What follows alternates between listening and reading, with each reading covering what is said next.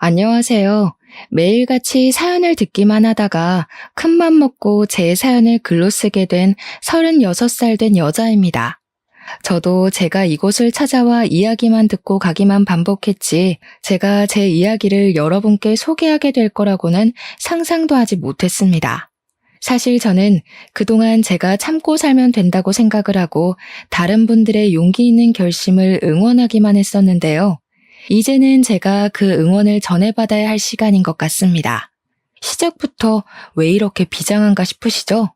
물론 기상천외한 사건 사고가 많이들 있으니까 제 이야기가 그저 그런 평범한 일상이라고 생각이 드실지도 모르겠습니다. 인생을 뒤흔들 만큼 큰 사건이 있었던 것은 아니지만 많은 분들이 오히려 저의 이야기에 공감을 해주실 거라고 생각해 봅니다. 원래 옆집 이야기가 제일 재밌고 친구들 싸움이 제일 흥미진진한 이야기인 것처럼 저도 여러분의 이웃으로서 속 시원한 이야기를 소개해드리고 싶습니다. 항상 시댁이라는 존재는 내로남불, 내가 하면 로맨스, 남이 하면 불륜이라는 말이 딱 어울리게 행동을 하는지 모르겠습니다. 정말 끝판왕을 확인했다고나 할까요? 어마어마한 우리 시댁의 이야기, 지금부터 시작할 테니 마음 단단히 먹고 저와 함께 빠르게 출발해 보도록 하시죠. 말로만 듣던 웰컴 투 시월드라는 이야기는 저와 전혀 상관없는 이야기일 것이라고 생각하면서 평생을 살아왔습니다. 저도 구김살 없이 자랐고 할 말 다 하는 성격을 가지고 있었기 때문에 내로남불 같은 건 제 주위에서 일어난 적도 없었고요. 항상 제가 나서서 일을 해결하곤 했거든요. 뭐랄까, 사내로 태어났으면 장군감이다 싶은 사람, 그게 바로 접니다. 우리 부모님께서는 제가 사내대장부 같은 성격을 하고 있었으니 어디 내놔도 걱정 없다고 하셨었고요. 불의를 보면 참지 못하고 부당한 대우를 견디지 못하는 성격으로 친구들 사이에서 인기도 꽤 좋았던 사람이 바로 저란 말입니다. 그런데 제가 진짜 생각만 해도 속이 답답한 시댁과 인연을 맺게 되었고 내로남불의 끝을 확인하고 혀를 내두르게 되었습니다. 저랑 남편은 선을 봐서 결혼을 하게 되었는데 서로의 집안이 평범하게 잘 맞았고 어디 하나 모자라거나 과한 점이 없었기에 잘 맞는 사람이라고 생각했습니다. 가족과 가족 간의 화합이다 보니까 한 집안이 너무 치우치면 결실을 맺기 힘들다고 하는데 저희 두 사람은 정말 평범한 집안에서 태어나 평범하게 자라왔기에 별 문제가 되지 않았습니다. 거기다가 남편이 순둥하고 둥글게 살자는 사람이고 어떻게 보면 묻어내서 같이 살기엔 안성맞춤이라고 생각을 하게 되었습니다. 물론 그 순한 성격이라는 게 결혼해서는 답답하고 미련하게 느껴진다는 걸 몰랐죠. 네, 몰랐습니다.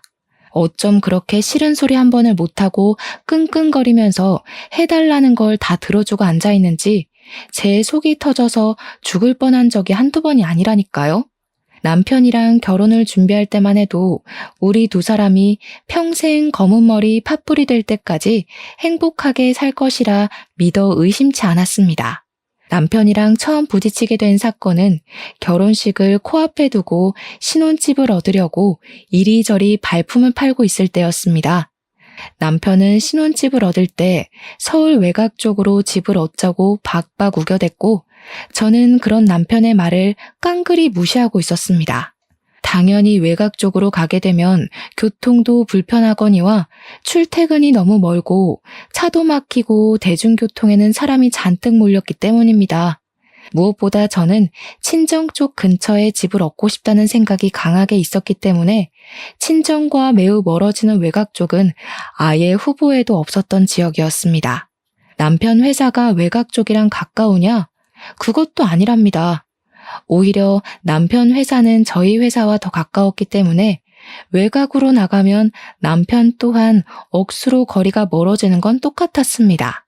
거기다가 나중에 아이라도 낳게 된다면 친정에 맡기기가 편하니까 당연히 여자라면 친정 근처에 살고 싶은 마음이 가득하지 않겠습니까?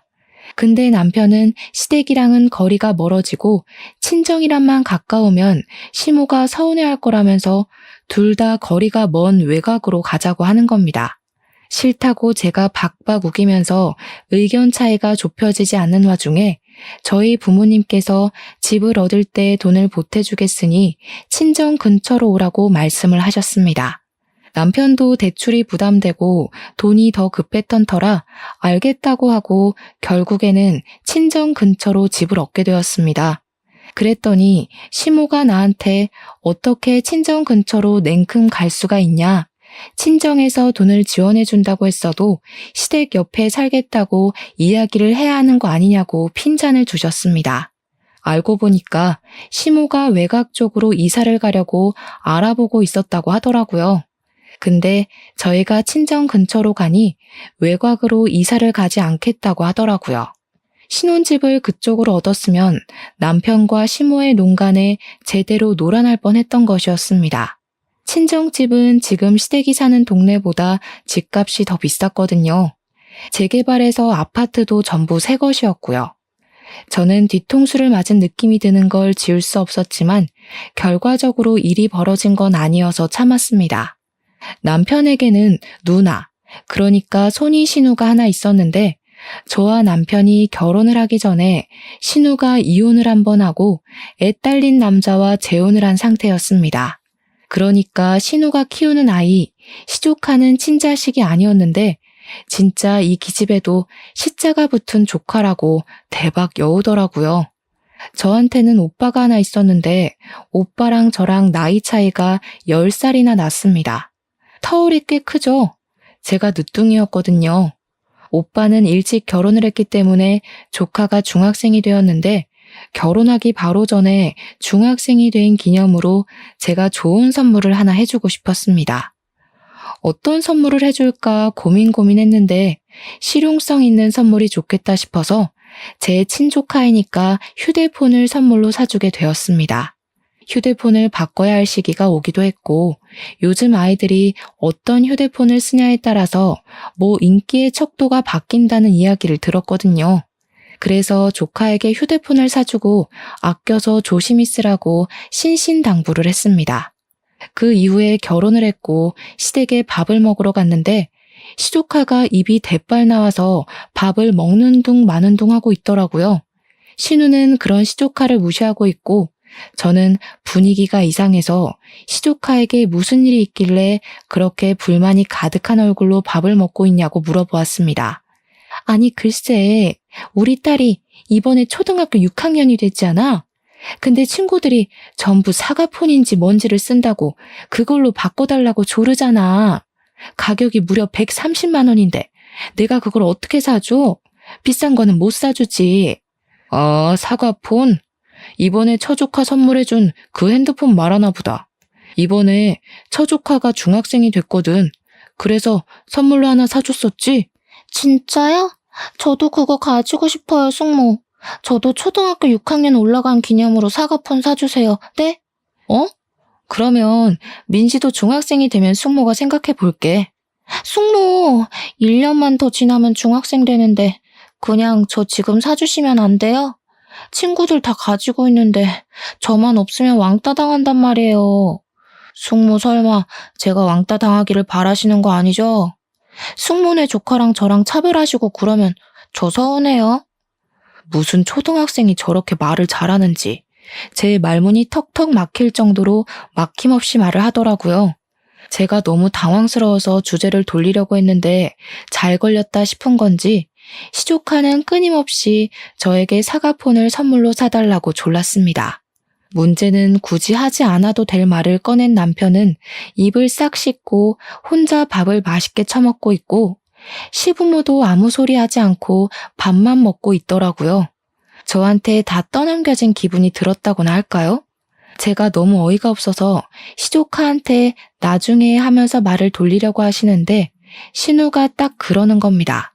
내가 웬만해서는 뭐 해달라 이런 소리 잘 안 하는데 설마 외조카만 챙기고 친조카는 나 몰라라 하는 거 아니지? 공평하게 해줘야지.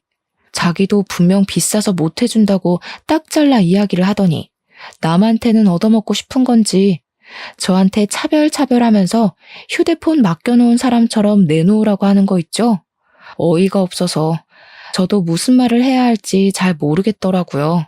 결국에는 남편의 옆구리를 찔렀더니 남편이 저를 쓱 보면서 말을 하더라고요. 할부에서 사면 별로 부담되는 가격은 아니지 않나? 어차피 휴대폰 다 할부로 사는 거잖아. 그 말에 시조카가 너무너무 좋다고 당장 사달라고 하면서 저에게 퀵배송이 되는 사이트 주소를 보여주더라고요. 거기서 사면 무슨 사은품도 주고 안전하게 배송도 해준다면서 집 주소는 당연히 아시죠? 하는데 무슨 초등학생이 그리 영악한지 혀를 내둘렀습니다. 핸드폰 값이 1, 20만 원 하는 것도 아니고 무려 130만 원이나 하는데 제가 왜 신우딸, 그것도 신우친딸도 아니고 재혼한 남자가 데려온 딸에게 해줘야 하는지 모르겠더라고요. 남편에게 그냥 솔직하게 우리 이거 사는 거 부담되지 않냐고 못 해주겠다고 했더니 남편이 나중에서야 저한테 그걸 지금 말하면 어떡하냐고 하더라고요. 아니 제가 옆구리 찌를 때는 모른 척하면서 뭐 할부가 어쩌니 저쩌네 해놓고 왜 제 탓을 하는지 모르겠더라니까요. 사람이 착한 거랑 미련한 건 차이가 있는 법인데 남편은 미련 수준이 아니라 아주 미련 할아버지가 붙은 수준이었습니다. 답답해 죽겠더라고요. 제가 남편에게 옆구리 찌르지 않았냐고 딱 잘라서 시조카한테 못 사준다고 거절을 했어야지 했더니 왜 자기한테 떠넘기냐고 하는 겁니다. 자기가 싫은 소리 못하고 거절 못하는 거 알면서 옆구리를 찌른 것 자체가 잘못된 거라는 식으로 말을 하는 거예요. 아니 싫은 소리가 아니라 이건 딱 잘라서 너무 고가의 제품이니 나중에 크면 사주겠다는 식으로 돌려서 말했어야 하는 거라고 남편에게 훈계를 했습니다.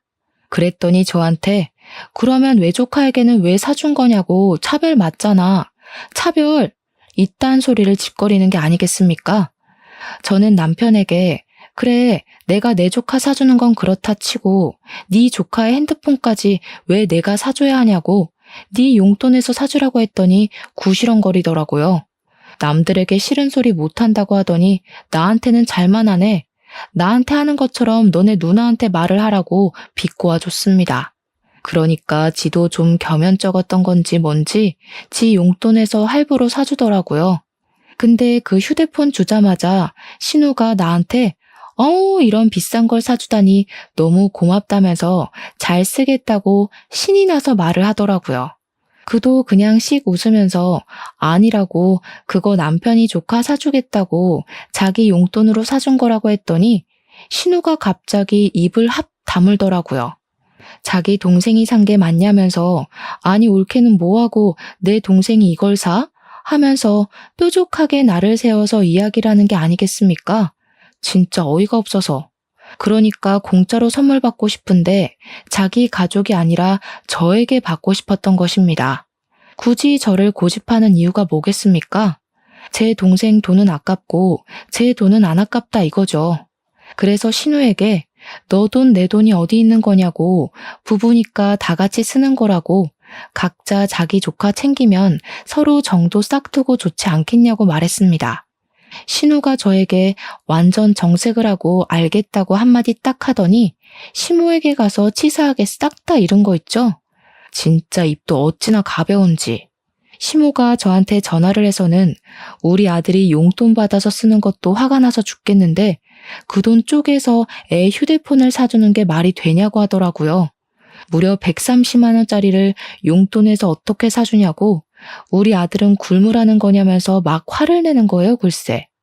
시모에게도 도대체 뭐가 문제냐고.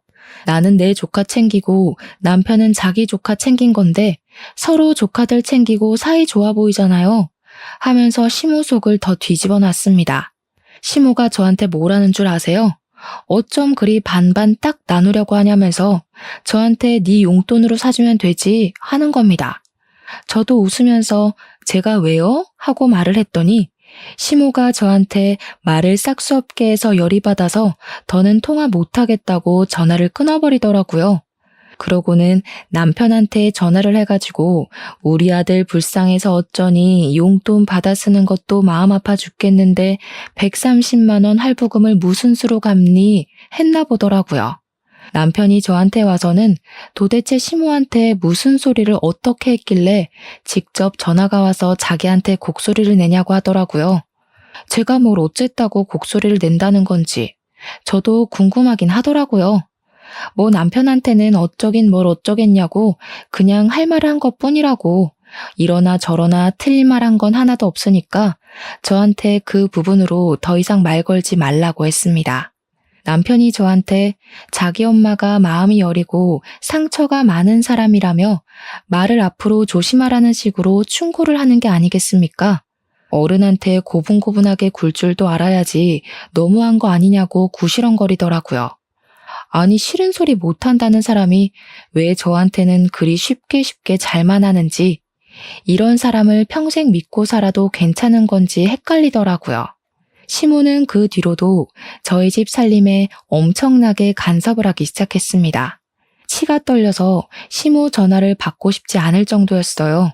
우리 아들로 시작된 전화는 결국 너는 애가 그거 하나 신경을 못 쓰니? 하는 말로 끝나곤 했거든요.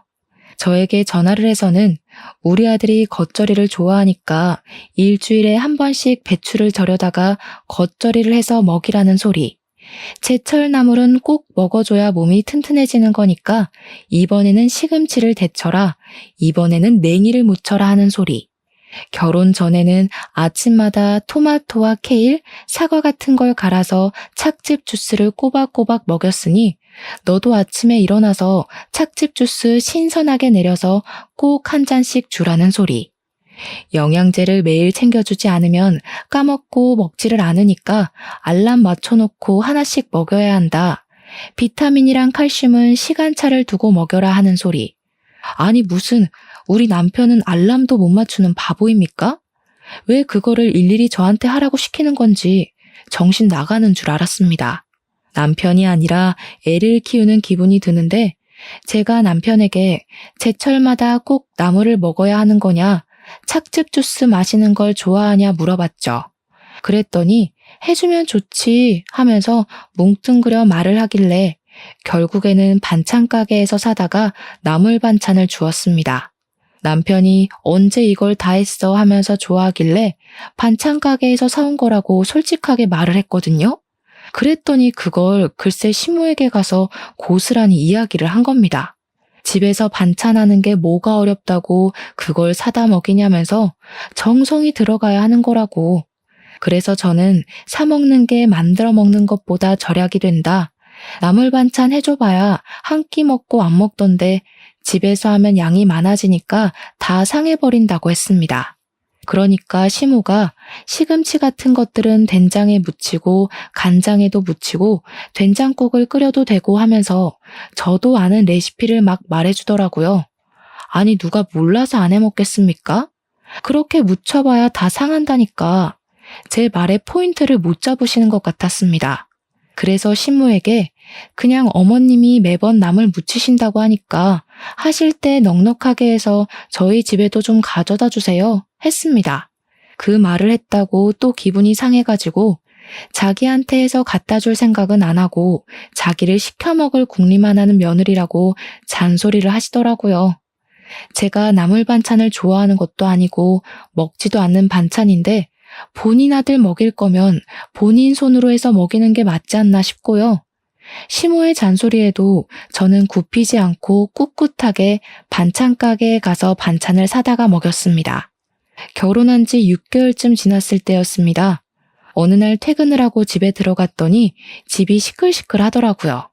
집에 누가 올 사람도 없는데 왜 이렇게 시끄럽나 하고 현관 바닥을 딱 보는데 신발이 어마어마하게 많이 있는 게 아니겠습니까?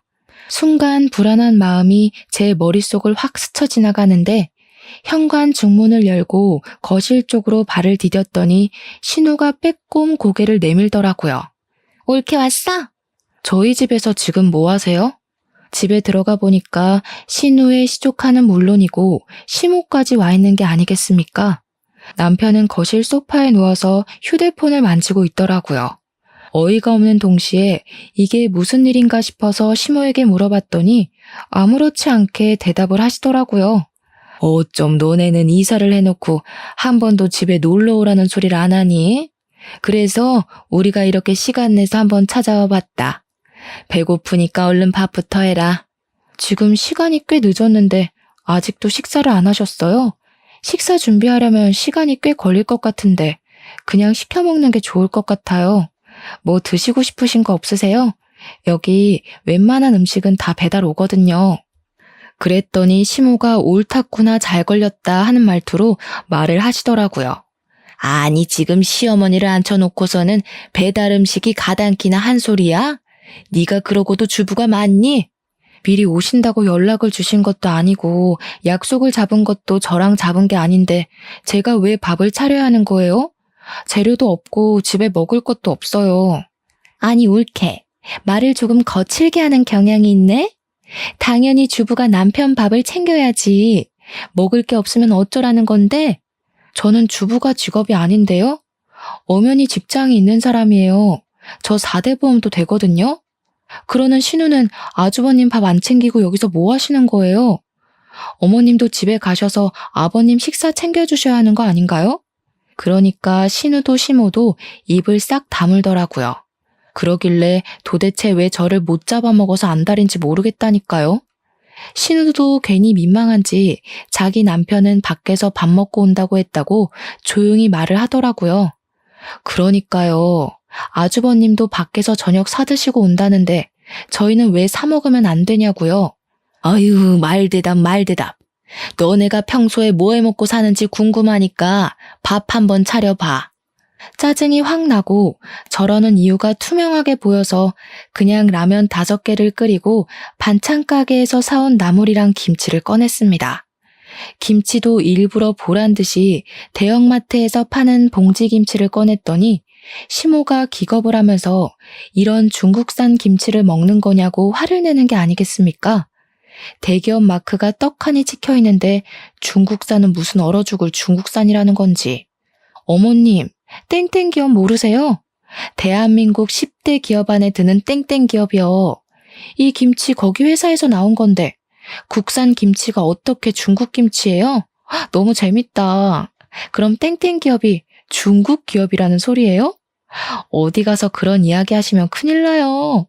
그랬더니 시모가 자기는 라면 안 먹는다고 밥 달라고 하기에 저쪽에 가시면 즉석밥 있으니까 데워 드시라고 했습니다. 저도 열이 받으니까 막 나가게 되더라고요. 말을 뱉으면서도 어찌나 속이 시원하던지 정말. 제가 룰루랄라 공격들을 다 받아쳐내니까 작전을 바꾼 건지 뭔지 시모가 아이고 우리 아들 불쌍해서 어떡해 하는 겁니다. 불쌍한 우리 아들, 엄마가 옆에 딱 붙어서 살았어야 밥도 챙겨주고 하는 건데. 그래, 이건 올케가 좀 너무했다. 다른 것도 아니고 라면 하나 딱 끓여주는 거야? 맛만 좋은데 왜 그래? 와, 숙모, 라면 진짜 잘 끓이시네요. 쩐다 쩔어. 면 꼬들꼬들한 거 봐. 그 와중에 시조카는 맛있다면서 신나서 라면을 먹더라고요. 이게 사과폰의 힘인가 싶기도 했습니다. 그날 그렇게 라면만 먹고 돌아간 시모는 이가 갈렸는지 한동안 잔소리도 하지 않으셨습니다. 또 시간이 조금 흐르고 저희 친오빠가 중학교 들어간 딸이 첫째인데 이번에 둘째 아들을 아주 큰 터울을 가지고 낳게 되었습니다. 나이 차이가 꽤 많이 나는 늦둥이인데 부부 금술이 좋아서 그런 건지 예상치 못한 아이가 떡하니 생겼고 이것 또한 축복이라면서 아이를 무리해서 출산하게 되었습니다. 아들을 낳았다면서 당연히 우리 집에서도 무척이나 좋아하셨고 저도 선물을 챙겨서 둘째 조카를 보러 가고 했습니다. 근데 그 소식을 시댁에서 들은 건지 저한테 시모가 대뜸 전화를 하지 않겠습니까? 그러더니 저에게 집 근처에 백화점이 있냐고 물어보시더라고요. 그래서 백화점 있다고 15분 거리에 있는데 무슨 일이시냐, 뭐 필요한 게 있으시냐 상투적인 질문을 드렸습니다. 그랬더니 백화점 지하 코너에 가면 비싸고 질이 엄청 좋은 과일들이 많이 나왔을 거라고 하시더라고요. 지금이 뭐 사과가 제철이니 어쩌니 하시는데 왜 그러시나 싶었죠. 사과가 드시고 싶어서 사오라는 이야기를 돌려 하시는 건가 했는데 저한테 그 과일을 사다가 전용 세제 말고 식초물에 깨끗하게 씻으라고 하더라고요. 과일 세척 세제를 쓰면 뭐 나쁜 성분이 섞여 있을 수밖에 없거니와 깨끗하게 다 씻겨 내려가지 않는다 어쩐다 하면서요. 그 이후에 믹서기 같은 곳에다가 갈면 건더기가 생긴다면서 저에게 깨끗하게 씻은 과일을 강판에다가 정성스럽게 갈아 내리라고 하셨습니다. 순간 우리 둘째 조카를 챙기라고 이러시는 건가 싶어서 아직 너무 신생아라서 과일은 먹을 수 없다고 이야기를 했더니 시모가 응? 하시더라고요. 뭔 소리를 하는 게냐? 우리 아들 주라고, 우리 아들. 우리 아들이 과일을 깎아 놓으면 잘 챙겨 먹지를 않아. 그러니까 그렇게 강판에 갈아서 냉장고에 넣어둬라. 아침에 하나씩 꺼내주면 잘 먹는다. 우리 아들이 과일도 잘 챙겨 먹어야지. 맨날 밥만 먹으면 안 돼.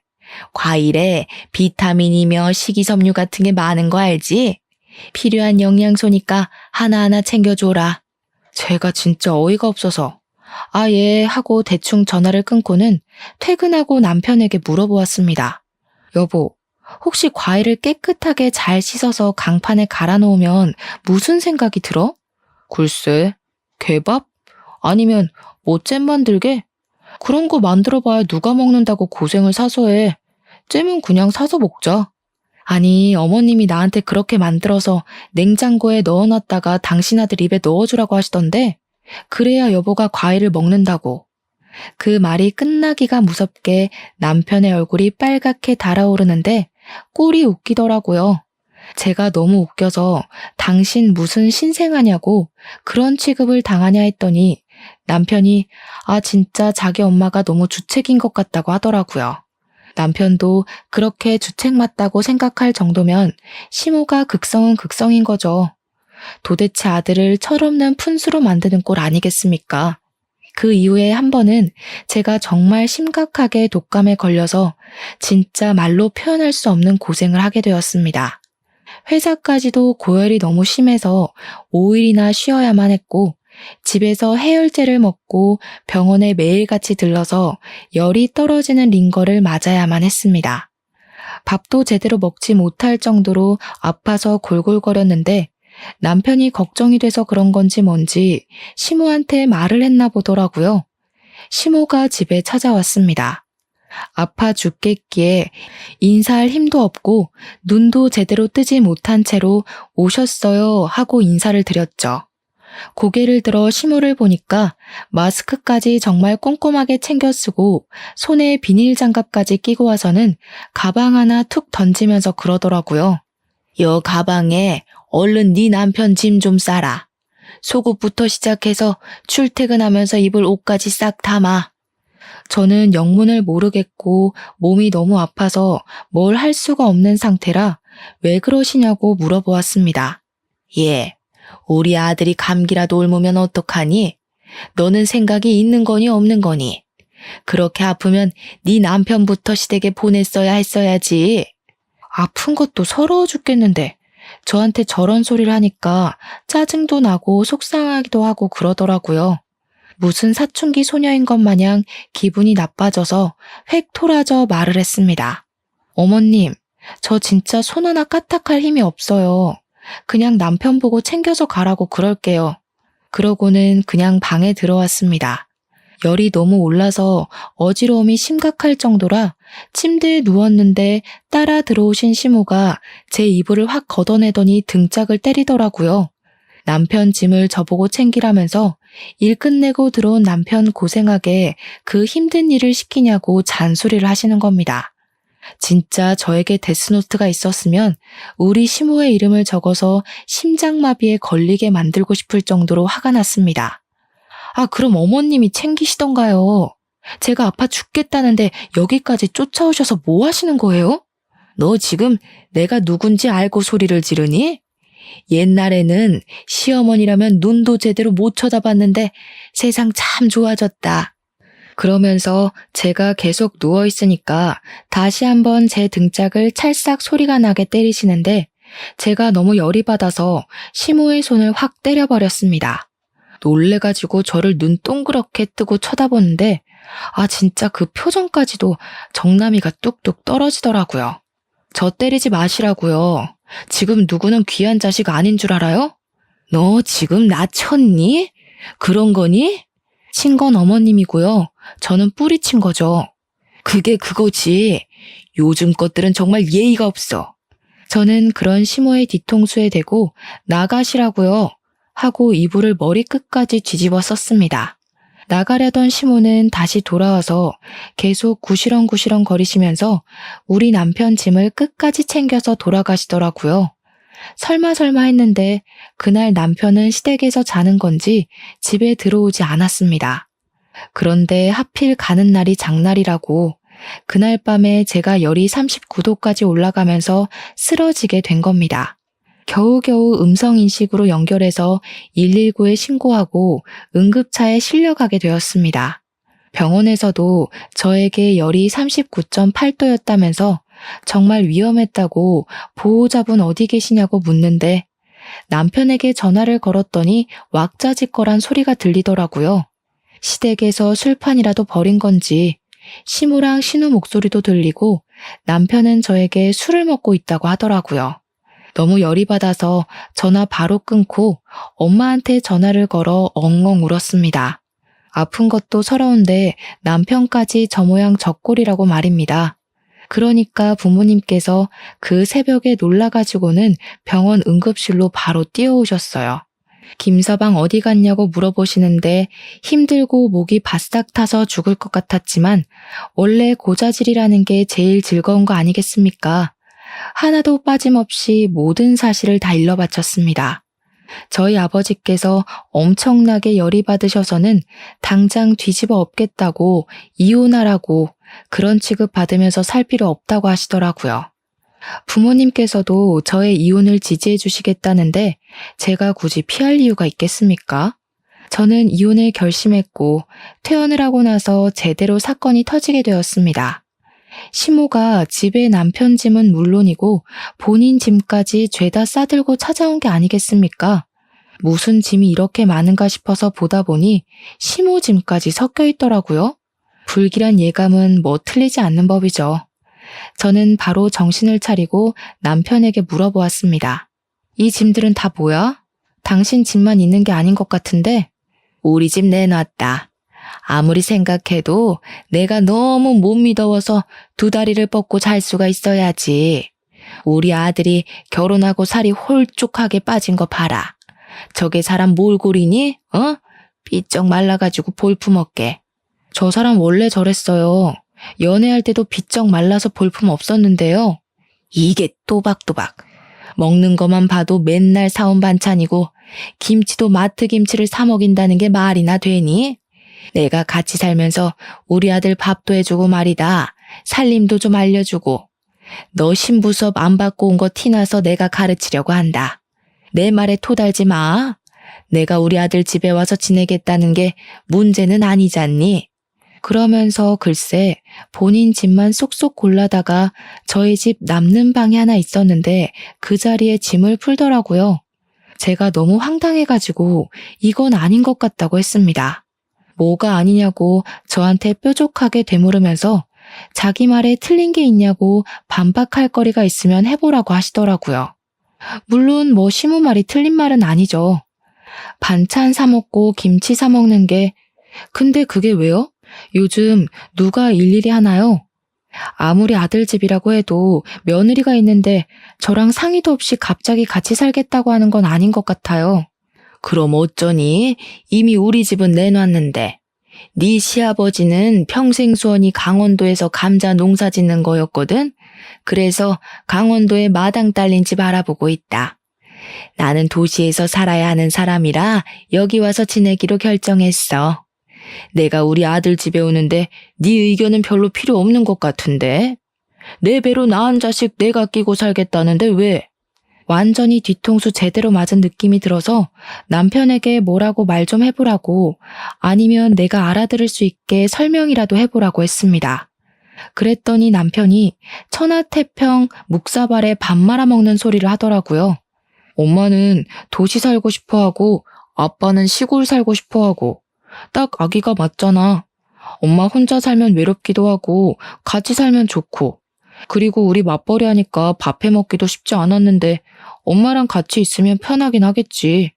쑥쑥으로 밀어붙이기로 결심을 한 건지 뭔지 두 명이서 밀고 들어오며 박박 우기니까 제가 집을 나가지 않는 이상 답이 나지 않겠더라고요.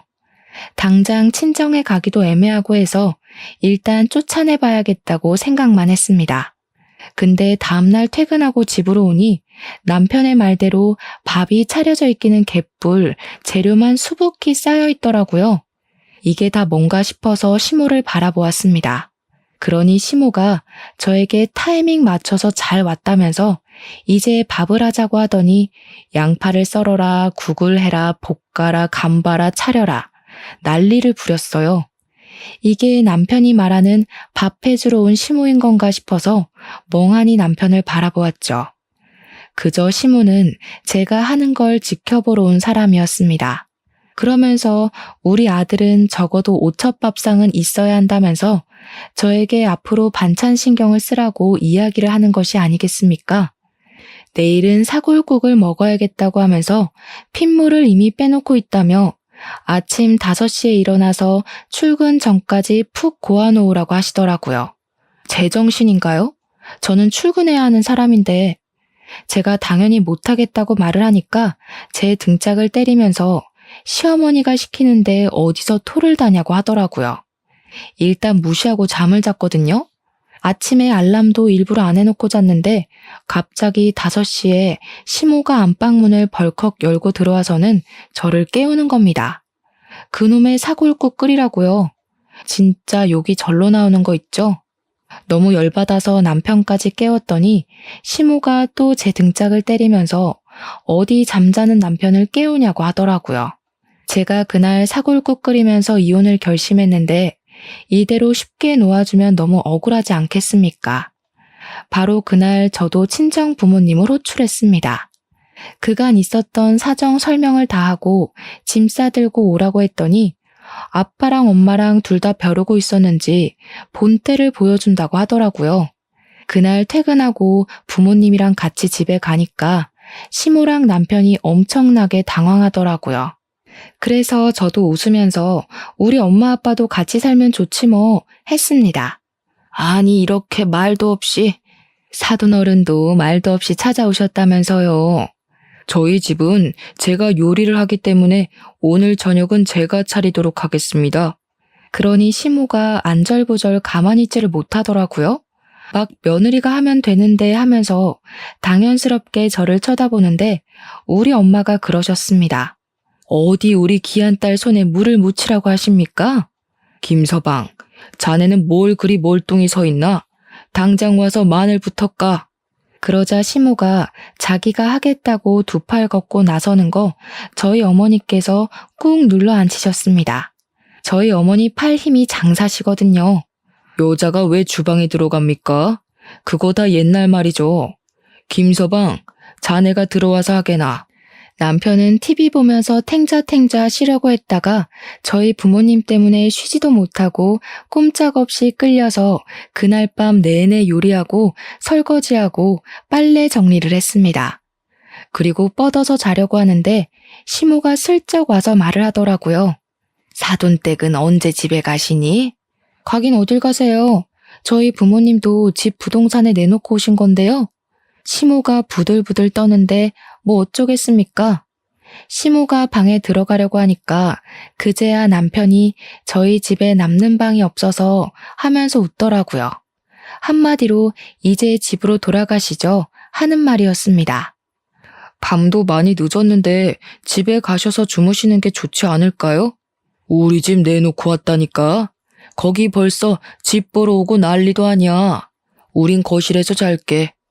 그러시더니 집에서 가지고 오신 이불을 떡하니 펼치시더라고요. 남편이 저를 보면서 입모양으로 어떻게 좀 해보라고 하는데 제가 왜 그래야 하죠? 뭘 어떻게 해. 엄마 아빠 같이 살면 좋지. 나중에 우리 애도 다 봐주실 텐데. 우리 엄마 있잖아. 어제 못 봤어? 하나하나 나 시키시던 거? 그리고 새벽 4시 30분에 아빠가 안방에 들어와서 남편을 깨우기 시작했습니다. 남편이 비몽사몽에 왜 그러시냐고 주말인데 하고 대꾸를 했죠. 남자가 이 시간까지 자는 게 말이 돼? 일단 나랑 나가서 운동이라도 좀 하세. 자네 놈이 이리 비실비실해서 되겠어? 이러니까 손주 소식이 없지. 눈곱도 떼지 못한 남편을 끌고 나가서 동네 산을 뛰고 오셨다더라고요. 남편이 헉헉거릴 때마다 등짝을 때리면서 뛰어, 뛰어 하셨다는데 저희 아버지 취미로 마라톤 하시는 분이시거든요. 남편이 완전 녹초가 되어서 들어오니까 시모가 화들짝 놀라고 아버지께서는 이제 밥하자 하시더니 남편한테 요리시키더라고요.